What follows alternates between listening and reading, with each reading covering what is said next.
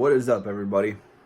It's your boy Savage 2 Valve, and man, has it been a while. I guess I probably got some explaining to do. And, you got some splaining to do. I'm gonna try and make this video real short and sweet, and just kind of get everybody up to speed on what all has been going on.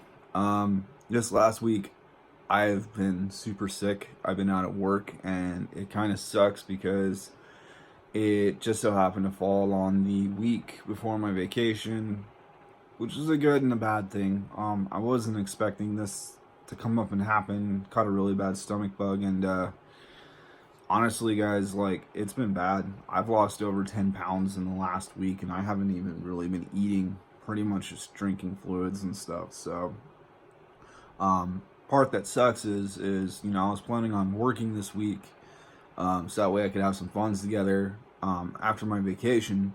But I'm still going to take my vacation, and I'm not too worried about money as far as that goes. So finally starting to get some strength and energy back today. I figured I'd put a video out for you guys and kind of talk about what's been going on with Savage. For those of you who do know, I've been going crazy buying parts like a madman. Okay, it's $500, you have no choice of carrier, the battery can't hold a charge, and the reception isn't very— Shut up and take my money. You can probably kind of see my closet. I got the brand new wheels, and the whole half of my closet is pretty much full of brand new car parts that are waiting to be installed.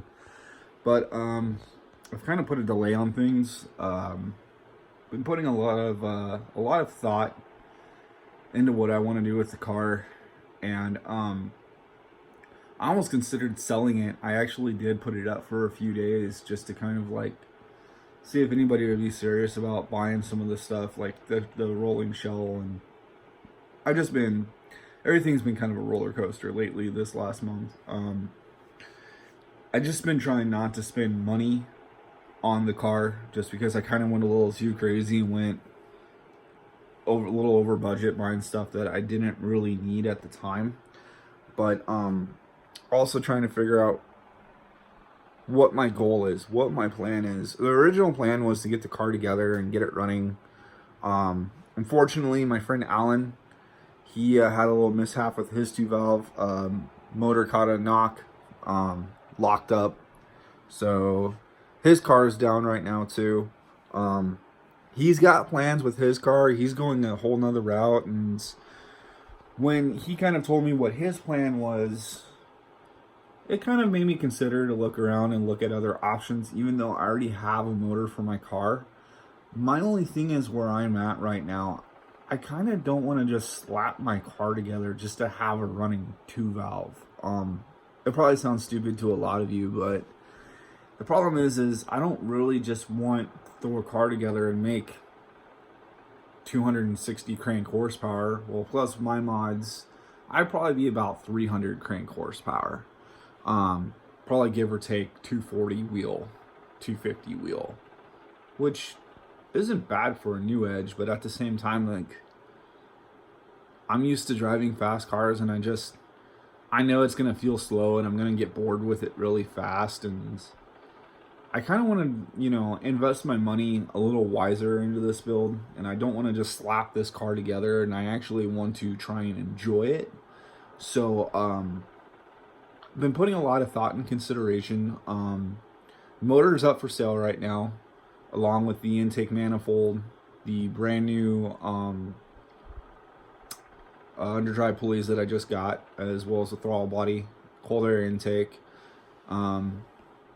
Probably going to keep the transmission for now, but I got a couple of other things for sale right now as well. A couple of mid pipes. I got the pipes H-box, as well as I also acquired a BBK H-pipe that was going to go on Alan's car, but it's not going on his car anymore. I don't want to spill the beans on what's going on with Alan's car just yet, just because his car's kind of been parked, and he's trying to get some money together and figure out what he's going to do.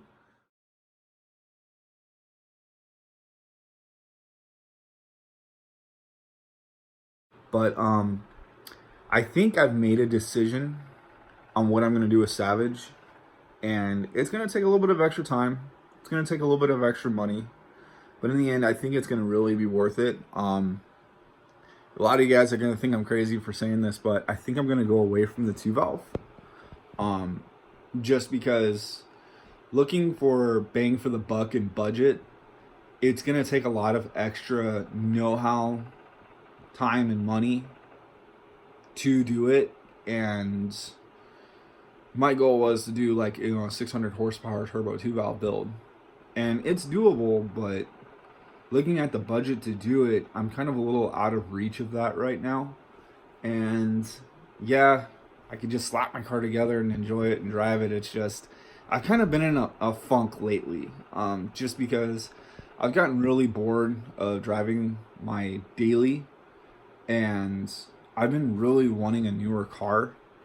So something might happen there later too.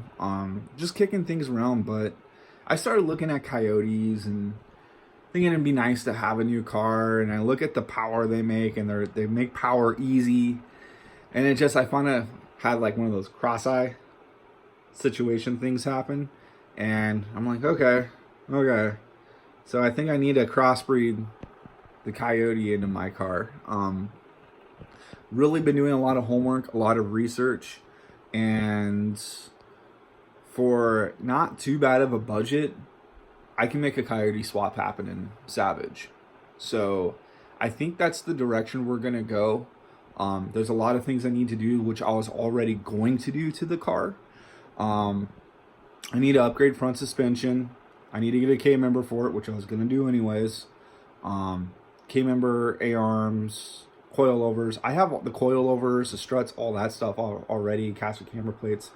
But I do need to get a K-member for the car, one. To make clearance for the pan. And some of the other things, they recommend that we need to go with, well, not necessarily, but it's what I want to do. I'm going to go with a manual steering rack. And by doing that in the 96 to 04 cars, when you go manual steering, you do have to go manual brakes, which you have to do anyways. You could do a brake booster, like what's in the V6 cars, or you go manual brakes and you go to like a 94, 95 Cobra master cylinder, which you need to do to make valve cover clearance for the Coyote motor. So these are all things I was already planning on doing to the car, but it's starting to kind of make sense, you know, moving the battery to the back because that's where the air filter is going to go.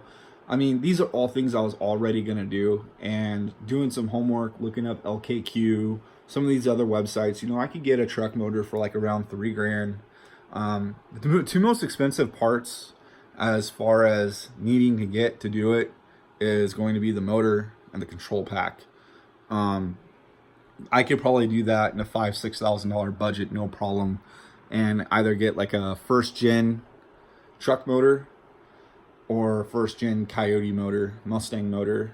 Big difference between the truck motor and the Mustang motor is the cams, and they're tuned differently. That's pretty much it. Other than that, they have different oil pans and stuff like that. You got to switch around. Other than that, that's pretty much the heart of what you need to do a Coyote swap, and then the rest adds up. You know, you got to do Coyote swap exhaust. That's going to be about $1,000 in parts. You got to do the cooling crossover. I got to figure out how I want to do that as far as making room for stuff in my engine bay and where I want to put things. And the fuel system. Fuel system, it could get up there and cost a little bit too, depending on how crazy I want to go with it. I'm thinking by going this route, it's going to be a lot of fun because the car is going to make a lot of power NA, and it's going to be a lot of fun to drive. And then later on down the road, when we're ready to make more power, I could simply just, you know, go with like a twin screw style TVS blower, like a Whipple or a VMP, and make 700 horsepower on pump gas in a new Edge, which I think would be like, and you know, it can be reasonably done depending on how I want to budget it. And I already have a good start. I got a good car. I have a lot of the parts that I want. I have a lot of the parts that I was planning on, you know, doing for the build. And I think it's going to be rowdy, guys. I think it's going to be fun. It's going to make it to where the car is going to be reliable so I could drive it around. And all in all, I think it's best bang for the buck. I think, honestly, between a $10,000 and a $15,000 budget, I'm going to be making probably close to 500 crank horsepower in a new Edge, which is insane. You know, when you put that on, you know, rear wheel with NA, exhaust, tune, cold air, all that stuff. A lot of these Coyotes, I see a lot of them with full bolt-ons making 420 to 450 wheel horsepower. You got to keep in mind, guys, that's in a really, really heavy car. Yeah, the SN body cars and the S550 cars are not light. So take those power numbers and put them in a lighter chassis that works like a new Edge. You have a combination for just disaster. I mean, you know, I'm going to be taking a lot of people out to lunch, that's for sure.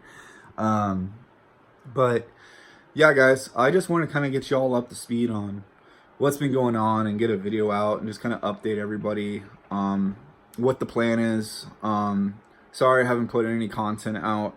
I've been really busy with work, and I got a really bad stomach bug, like I said in the beginning of the video, that kind of caught up to me, and it's just been kind of a chaotic month, to be honest with you guys. But that's what's going on.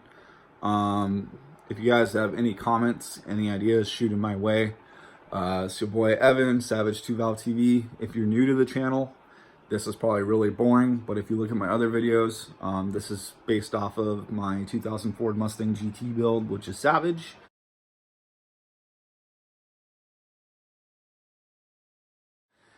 And yeah, so I appreciate you guys checking it out, saying what's up, and we'll see you in the next video. See you later, guys.